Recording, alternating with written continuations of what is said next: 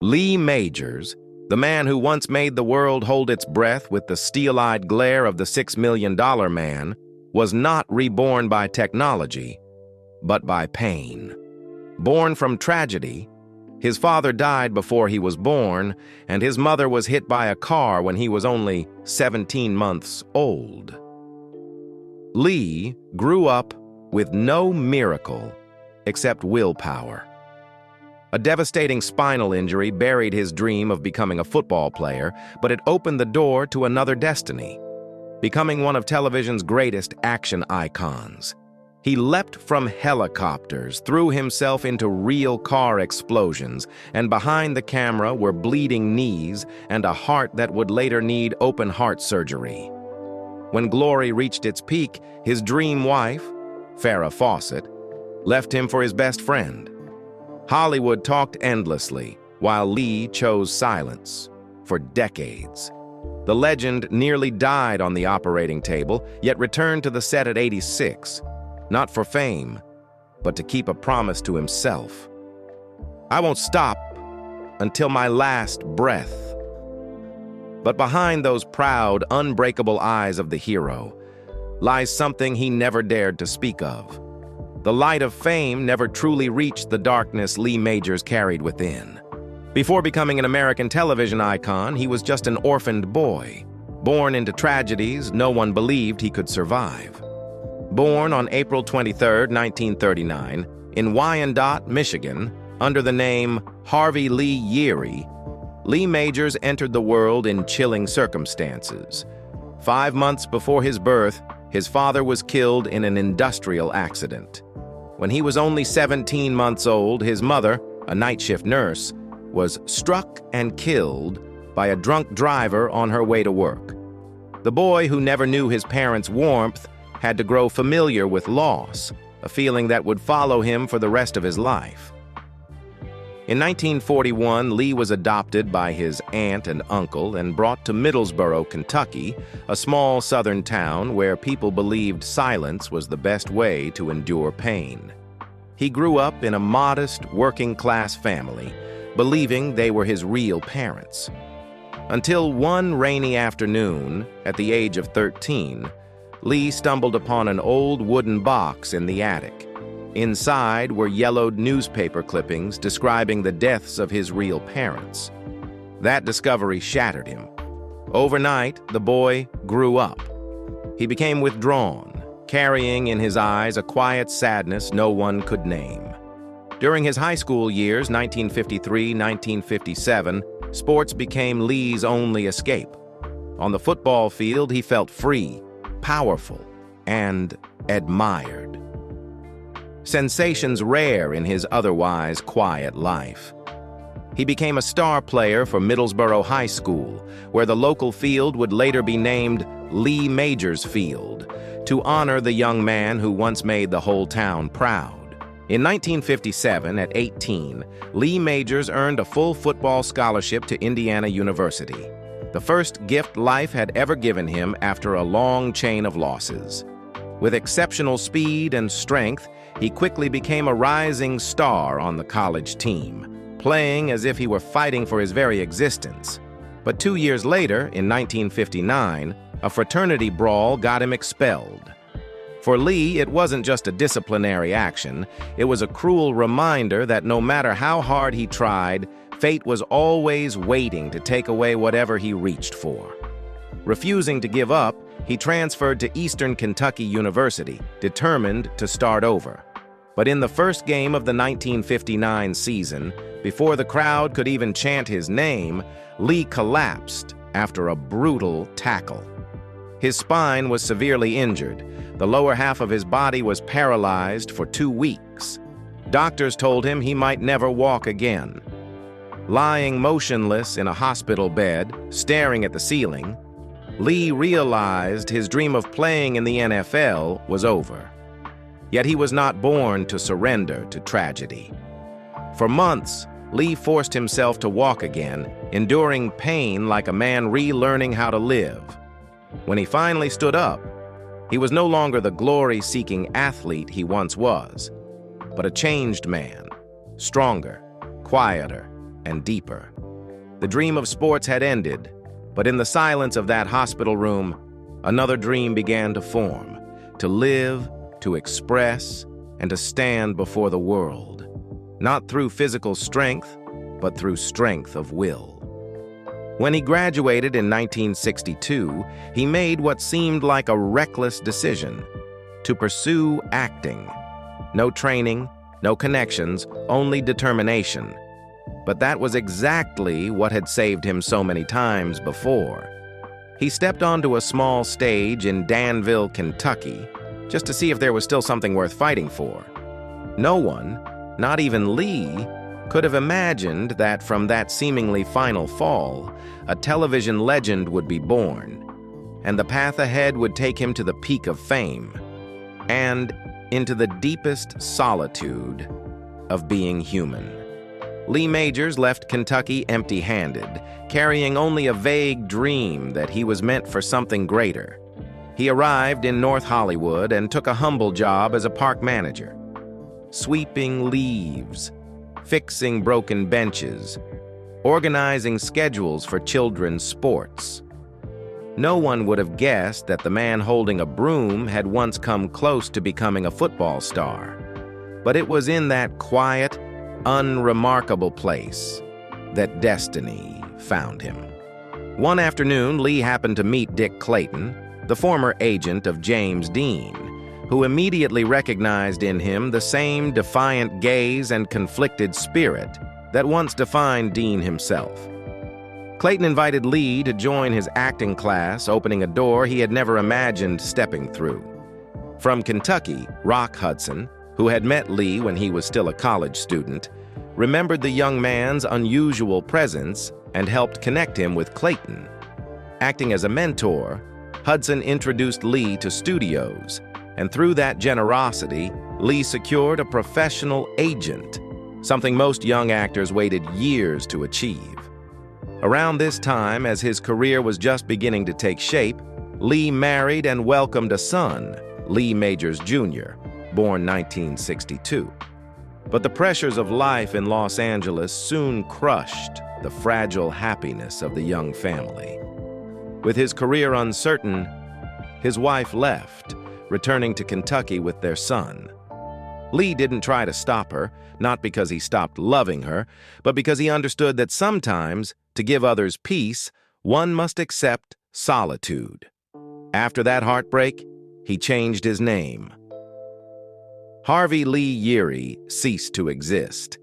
In his place emerged Lee Majors, inspired by Johnny Majors, the legendary Tennessee football player he had long idolized. The name was a promise to his younger self. If he couldn't shine on the field, he would find another way to shine. And fate smiled again.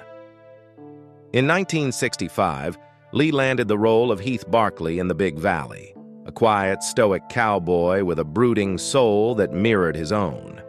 The role not only put him on Hollywood's map, but also reflected his life, an outsider, constantly proving his worth among those born with everything. On set, Lee initially clashed with veteran star Barbara Stanwyck, who despised what she saw as arrogance in young actors. But instead of dismissing him, she chose to teach him harshly, bluntly, and sometimes cruelly. Years later, Lee admitted that it was Stanwyck who taught him how to survive in a world that never waits for anyone. From that moment, The Big Valley became more than a career breakthrough. It was where an orphaned boy learned how to stand tall in Hollywood's wolf pack. When Heath Barkley rode through the valley, his leather jacket whipping in the wind and sunlight glinting in his cold eyes, audiences saw a Western hero. But for Lee Majors, that wasn't acting. It was him, the man who had fallen, been abandoned, and was now standing again in his own light. When The Big Valley ended in the late 1960s, Lee Majors was no longer an unknown from Kentucky. Yet instead of basking in fame, he immediately pushed himself to stay competitive in the unforgiving world of American television.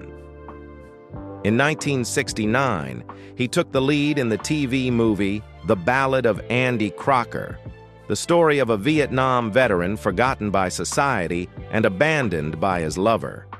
Airing at the height of America's internal division over the war, Major's performance, restrained, wounded, but deeply human, stunned viewers. It was his first proof that he wasn't just a handsome face, but an actor capable of confronting the raw pain of his time. Then came another challenge. In 1970, Majors joined the legendary Western series The Virginian, now rebranded as Men from Shiloh. Playing Roy Tate, a silent yet formidable gunslinger, he helped revive a show that was losing viewers. His presence, combined with a new Italian Western-inspired visual style and music by Ennio Morricone, ushered in a creative revival. This period cemented Majors as the embodiment of the frontier man, a symbol of strength, justice, and perseverance in a changing world.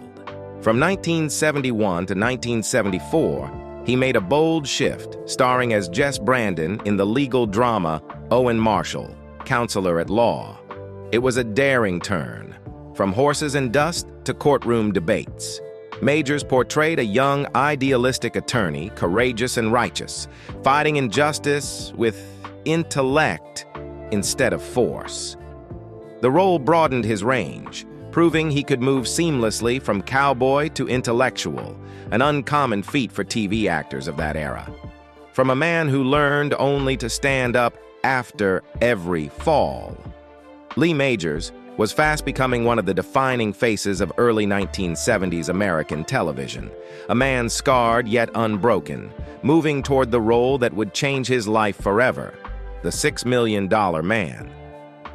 In 1973, Lee Majors was cast as Steve Austin in the TV movie Cyborg, later renamed The $6 Million Man. Initially, he almost turned it down, dismissing the script as cheap, about a man rebuilt into a half-machine superhero. But instead of walking away, Majors made a crucial suggestion. Steve Austin shouldn't be a robot, but a man with a human heart, bearing pain, resilience, and the will to survive. That change saved the project and created a cultural legend.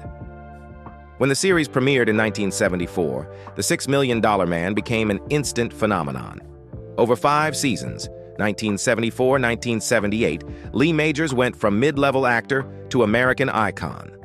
The line, "We have the technology," echoed across the country, and the image of the bionic pilot became a symbol of human strength in the age of machines. But behind the glory was real pain. Majors performed most of his own stunts, jumping off buildings, racing cars, leaving his knees and back permanently damaged. It was the real price of playing a superhuman. At the peak of success, his creative ambition grew. In 1975, he directed his first episode, blending football and espionage, a nostalgic nod to his athletic past. A year later, at his suggestion, writers created the character Jamie Summers, the bionic woman, played by Lindsay Wagner. The chemistry was so powerful that the spin-off series The Bionic Woman soon surpassed the original in ratings. But success brought conflict. In 1977, Majors sued Universal over production and profit rights. The battle was long, but he won, forcing the studio to recognize Fawcett Majors Productions, named after his wife, Farrah Fawcett, as a co-producer. It was more than a legal victory. It was a declaration of independence from a system that saw actors as replaceable parts. By the time The $6 Million Man ended in 1978, Lee Majors had completed a journey no one else could match, from a poor boy in Kentucky to the man with bionic strength.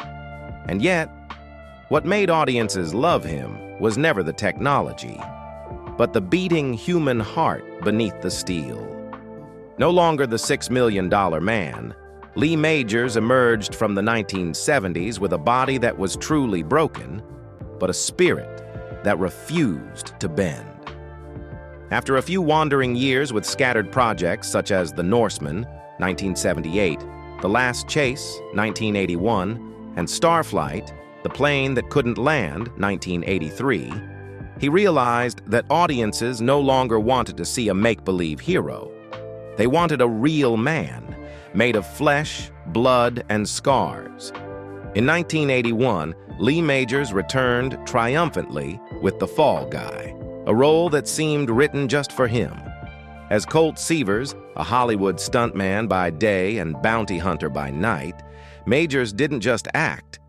He lived the part. He performed nearly all his own stunts, leaping from helicopters, falling off rooftops, racing cars through the desert, every moment paid for with sweat, blood, and the crack of bone. That reckless authenticity made viewers believe in the character, not just as a tough man, but as one utterly honest to the core. The Fall Guy immortalized Majors as television's last great action hero of the pre-digital era. No CGI, no stunt doubles, just a man willing to fall for real in order to rise again. But behind those fearless jumps was a body slowly collapsing. His knees were so damaged he needed weekly fluid drainings. His back hurt so badly that some nights he couldn't sleep. After 5 seasons, Lee's health deteriorated drastically. Yet what broke audiences' hearts wasn't the physical pain. It was the way he kept smiling, kept working, as if pain itself was the only thing keeping him alive. When The Fall Guy ended, many believed he had reclaimed his peak. But Lee Majors was about to face a battle fiercer than any stunt. This time, not against an on-screen enemy, but against the woman he loved most. After years of punishing his body for the sake of performance, Majors returned to the role that had made him a household name, Steve Austin. In 1987, he reprised the character in The Return of the $6 Million Man and the Bionic Woman, and for the first time, the Bionic Man was no longer a machine, but a human being confronting age, pain, and memory. Major's voice was deeper, his steps slower, but his eyes, those steel eyes, remained unshaken, as if defying time itself. Both he and his character were fighting the same enemy, time. 2 follow-ups, Bionic Showdown, 1989, and Bionic Ever After, 1994, brought closure to the longest-running arc of his television career.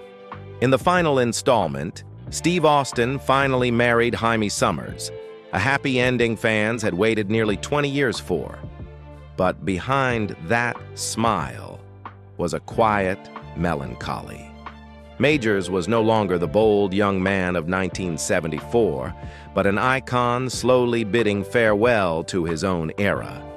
When he looked at Lindsay Wagner on screen, it wasn't just Steve Austin looking at his bionic love. It was Lee Majors gazing at his own vanished youth.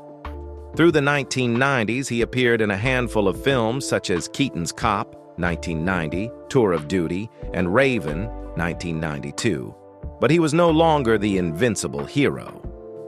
Majors gradually withdrew from heavy action roles, turning to guest appearances and small production work, places where he could control the rhythm of life instead of being consumed by it. It was as though he was learning how to live again after a lifetime of fighting.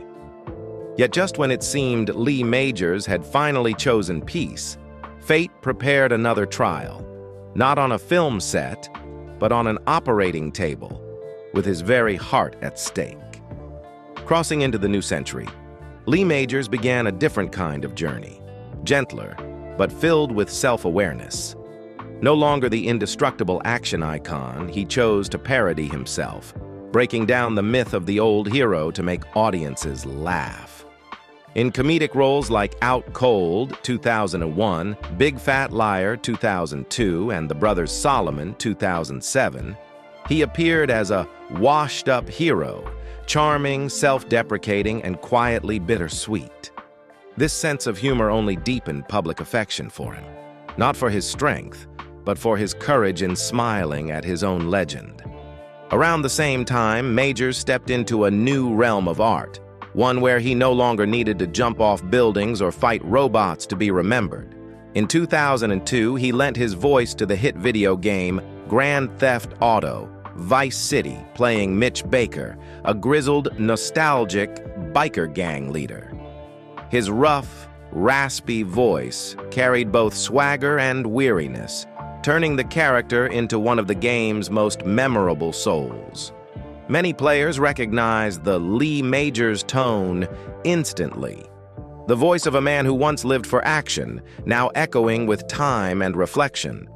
From virtual worlds back to the screen, Majors reinvented his own legend through clever cameos. In Will and Grace, 2005, he delighted viewers as a classic macho man, lost in the modern world, self-aware yet irresistibly charming. In Cold Case, 2007, he moved audiences as a lonely veteran haunted by his past. And in According to Jim, 2008, Majors surprised fans once again, playing a former hero who could finally laugh at the image America once worshipped. No guns, no horses, no fights, just a raised eyebrow or a weary smile, and the whole studio went silent. But behind those light-hearted moments, the heart of the once bionic hero began to falter. In 2013, Lee Majors underwent coronary bypass surgery, a true fight for survival after more than half a century of pushing his body beyond its limits.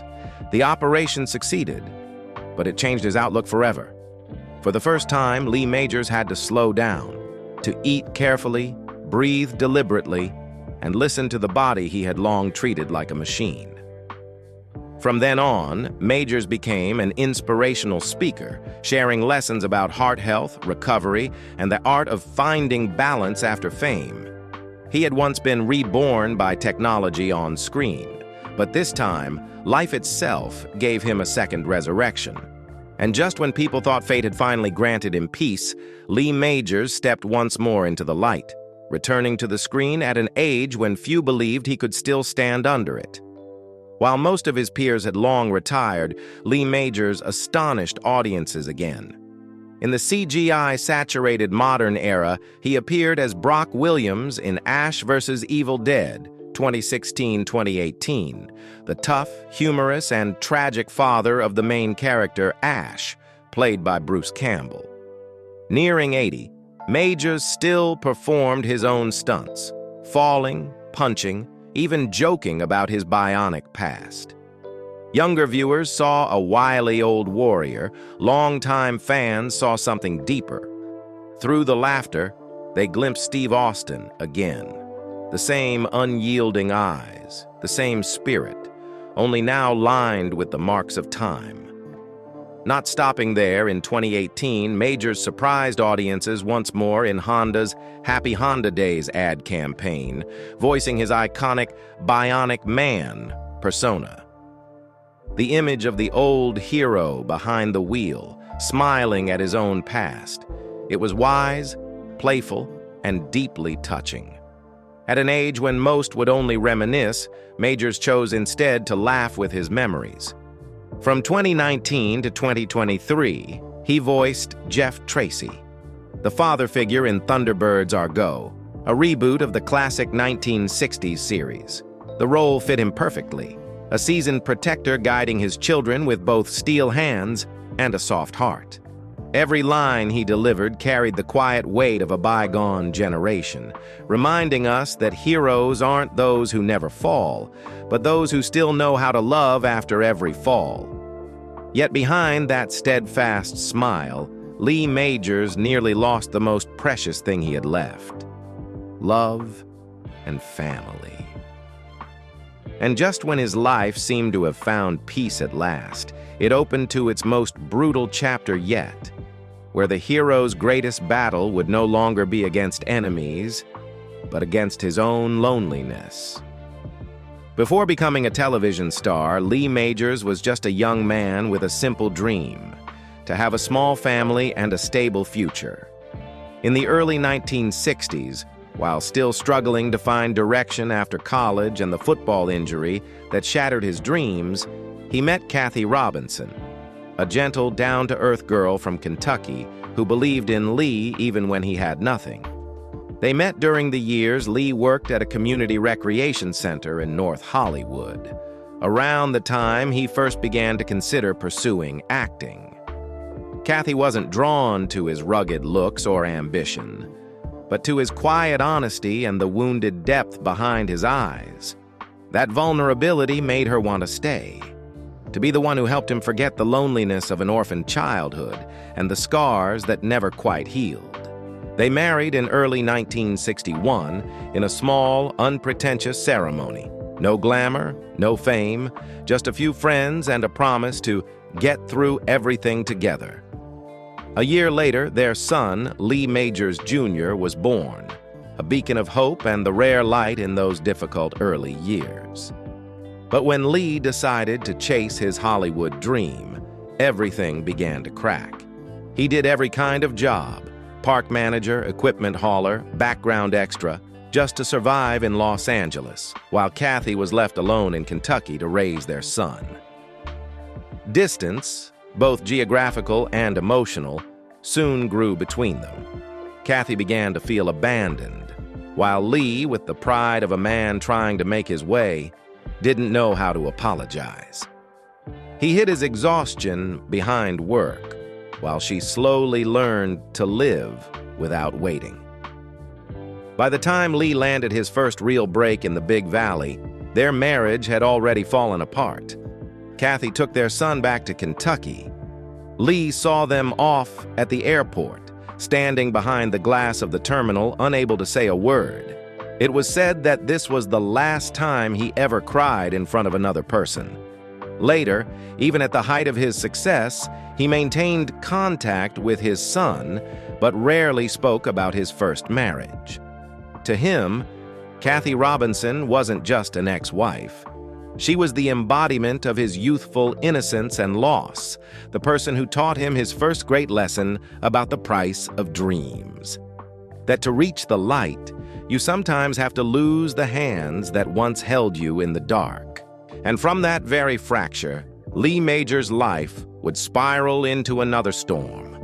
One where love and fame collided more violently than ever when he met the woman who could make all of Hollywood bow its head: Farrah Fawcett. They met one noisy night in Los Angeles in the late 1960s, when the city lights of Hollywood were at their brightest.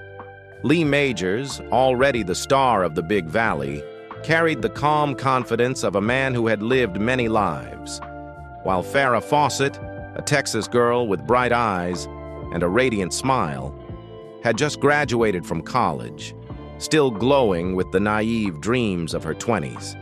Amid music, drinks, and small talk, their eyes met. A fleeting moment, but enough to set two opposite orbits spinning around each other. Farrah spoke fast, laughed loud, and radiated warmth like a sudden gust of sunlight, while Lee was quiet, observant, and instinctively protective, a reflex shaped by a childhood full of loss. He made her feel safe in a world of illusions and danger.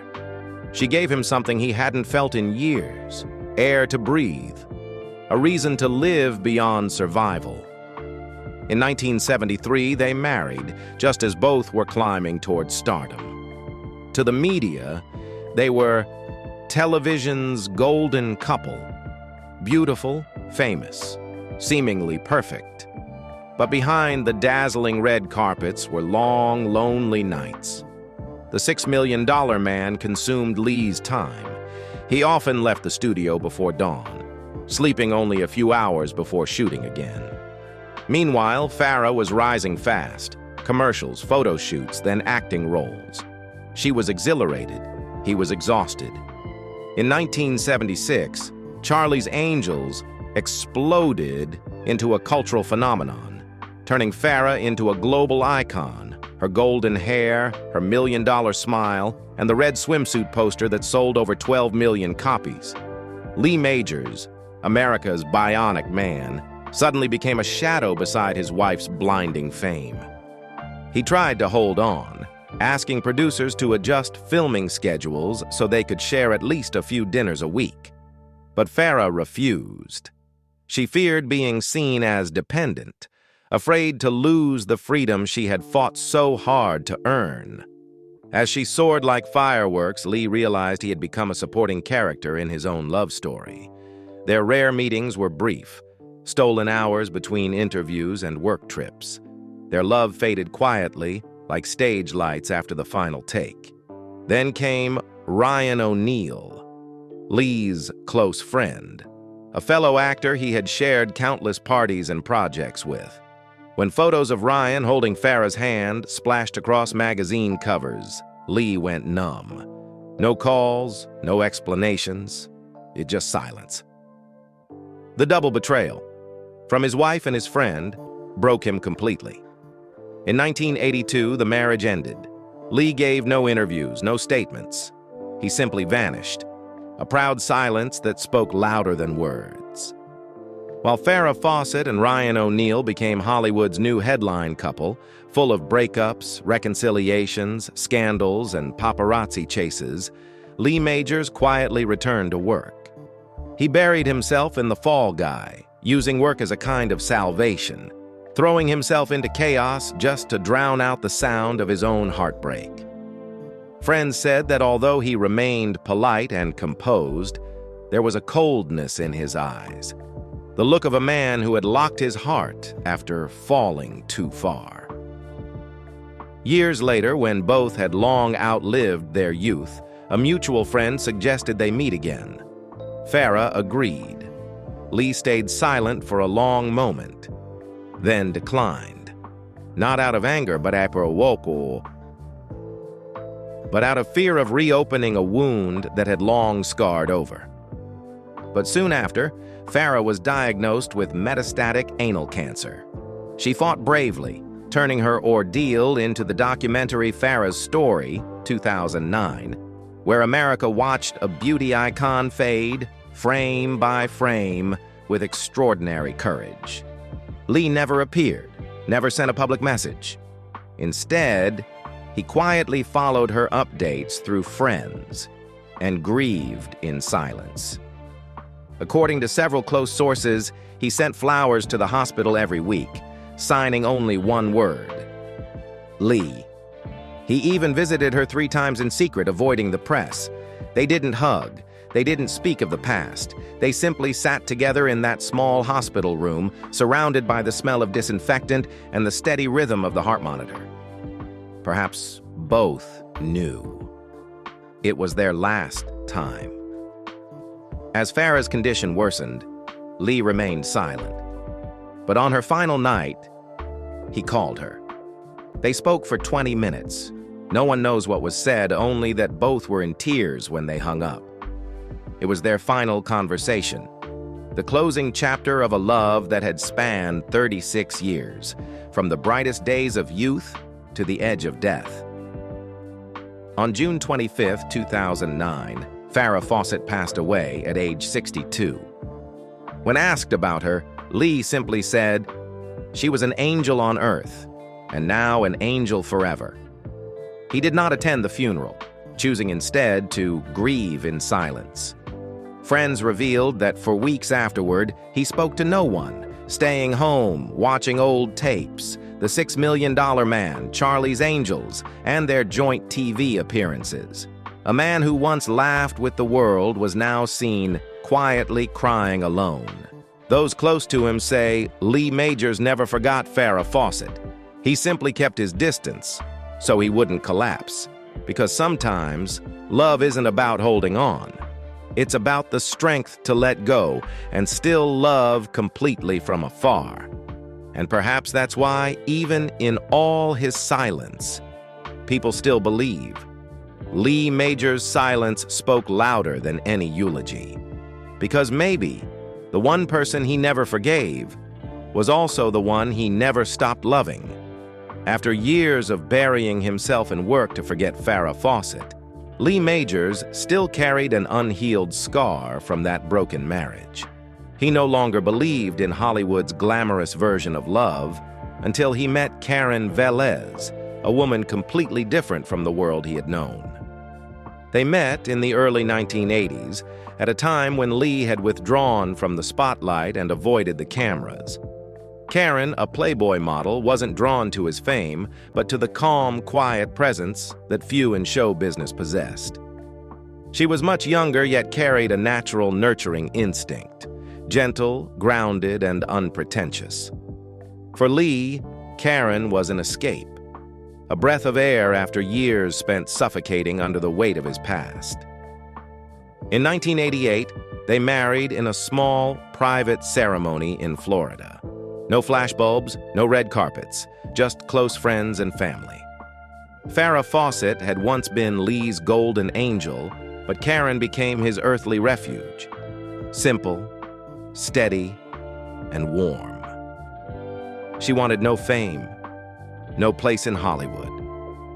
All she wanted was to give him peace, to let him be himself, something he hadn't known in years. They had 3 children together, 1 son and 2 daughters, Nikki, Dane, and Trey. For a time, life seemed serene.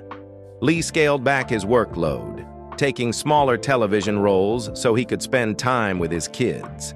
He moved the family out of Los Angeles, far from the industry's chaos, choosing a home by the sea where he could walk his children to school without being recognized. To his friends, this was the gentlest version of Lee Majors, once known for his stoicism, now a devoted father who loved cooking dinner and playing baseball with his son. But even peace has its limits. Financial pressure, lifestyle differences, and Lee's lingering lone hero mentality began to wear on the marriage. He had never fully escaped his ghosts, still silent, still guarded, often retreating so far into himself that Karen couldn't reach him. She wanted a partner who would open up. He only knew how to endure. Over time, they lived parallel lives. No arguments, but no real connection either. In 1994, they quietly divorced after 6 years of marriage. No scandals, no custody battles, just 2 people walking away. Karen took the children back to Florida while Lee returned to Los Angeles, working without the old fire. Those close to him said it was the first time he went through a divorce without deep pain. Not because he had stopped loving, but because he had finally learned how to let go. Later, Lee and Karen maintained a good relationship, especially for their children's sake. They occasionally appeared together at family gatherings, greeting each other with calm respect, like 2 people who understood that once they had been an important part of each other's lives. Still, for Lee, the emptiness remained. He had loved passionately, been betrayed, tried to believe again, but never truly found a home for his heart. Until, at age 63, he met Faith Cross, the woman who made him believe that sometimes one must walk through a lifetime of wreckage to reach peace at last. After decades of turbulent marriages and heartbreak, Lee Majors no longer believed love could save anyone. Yet in his 60s, he met Faith Cross, the woman who changed the way he saw the rest of his life. Faith wasn't a movie star or magazine model. She was a singer who had worked quietly within the arts, more understanding than showy. When she met Lee at a small party in Florida in the late 1990s, she didn't see the $6 million man the world once idolized. She saw an aging man with tired eyes who needed someone to truly listen. Their first conversation lasted for hours. Not about fame, films, or the past, but about simple things: family, music, and how people find peace after loss. They married in 2002 in a private beach ceremony witnessed only by close friends and Lee's children. After half a lifetime under stage lights, Lee finally chose a woman who had nothing to do with Hollywood. Faith brought him calm, patience, and quiet understanding, the things he had never known in his previous marriages. She didn't try to change him or revisit his past. She simply stayed, caring for him and helping him build a quiet life together in Houston, Texas. In their new home, Lee was no longer an action icon, but a warm, humorous husband who enjoyed gardening, cooking, and occasionally playing guitar for his wife. Faith often accompanied him to fan conventions, where they would sit side by side, he smiling comfortably, she holding his hand, her eyes still bright even as he entered his 80s. Many said it was the first time they had ever seen Lee Majors truly at peace. Perhaps Faith didn't arrive to add another passionate chapter to his story, but to close the book of a stormy life with grace. After loss, betrayal, and years of silence, Lee finally found what every hero longs for when the lights fade: a place to return to, and a hand that never lets go once the audience has gone home. After many quiet years living with Faith Cross in Texas, Lee Majors seemed to have left the spotlight behind, content to play the roles of a gentle husband and a calm father. Yet it appeared he could never truly part from the world that had sustained him for more than half a century. Now, in his 80s, Lee still rose early each morning, exercised regularly, and whenever he heard the sound of a movie set on television, his eyes would light up, as if the heart of the bionic man still beat somewhere inside his chest. After several years away from the big screen, Lee Majors made his return with a cameo appearance in the 2024 action comedy film The Fall Guy, a project inspired by the very TV series he had headlined in the 1980s. In the new film, Majors appeared in a special guest role, serving as a tribute to the original action icon. His brief scene was hailed by both the crew and the audience as a bridge between two generations of stuntmen. He also acted as a consultant to director David Leitch, sharing his hands-on experience with practical stunts and the gritty realities of old-school action filmmaking.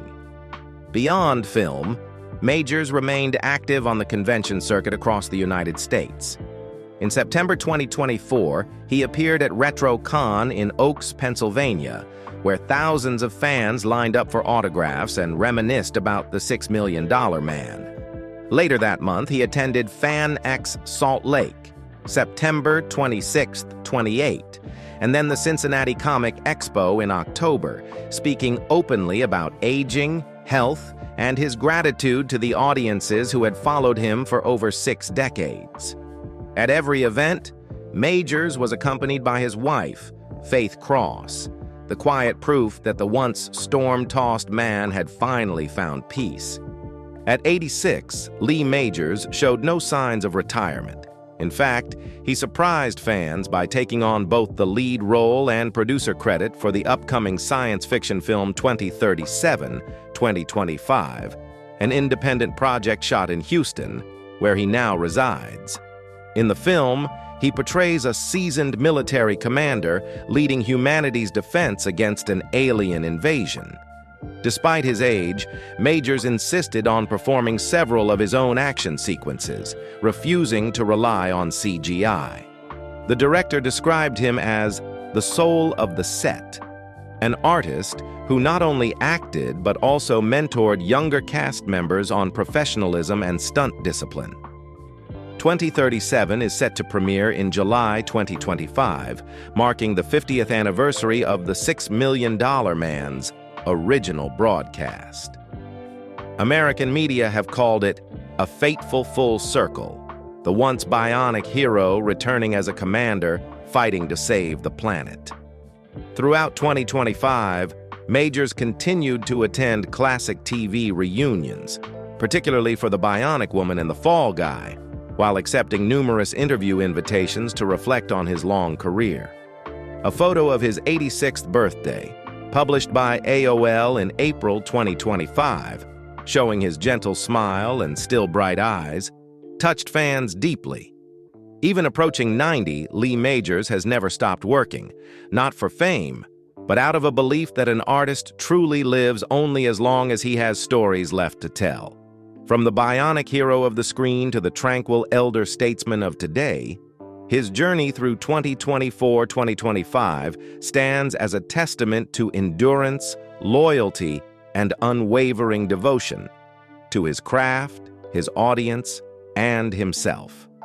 More than half a century after The $6 Million Man first aired, Lee Majors remains one of the most enduring faces of television's golden age.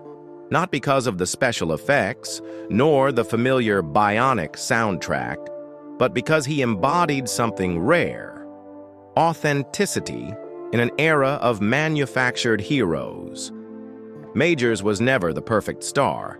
He was quiet, disliked attention, and rarely tried to please Hollywood.